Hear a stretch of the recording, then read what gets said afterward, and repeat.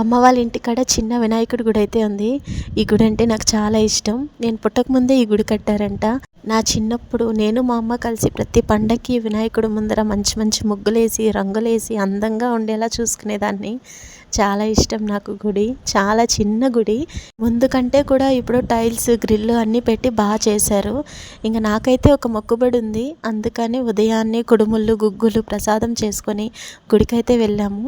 అయ్యవారు వచ్చి పూజ అంతా పూర్తి చేసుకున్నాక అందరికీ ప్రసాదం పంచేసి ఇంటికైతే వచ్చేసాము. ఇంకా తర్వాతి రోజు మా కార్తికేయ బర్త్డే ఉంది.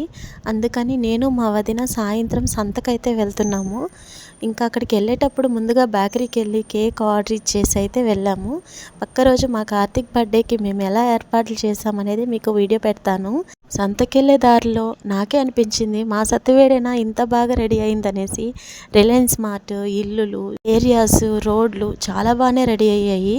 నా చిన్నప్పుడు ఇలా ఉండేది కాదు. మాది పల్లెటూరు అని చెప్పను కానీ సిటీ అని చెప్పను, అలా ఉండేది. ఇప్పుడు చాలా బాగుంది. కూరగాయలు తీసుకొని నేను మా వదిన బ్యాగులు మోసుకుంటూ ఇంటికైతే వెళ్ళాము. ఈ వీడియో నచ్చుంటే please like and share, subscribe.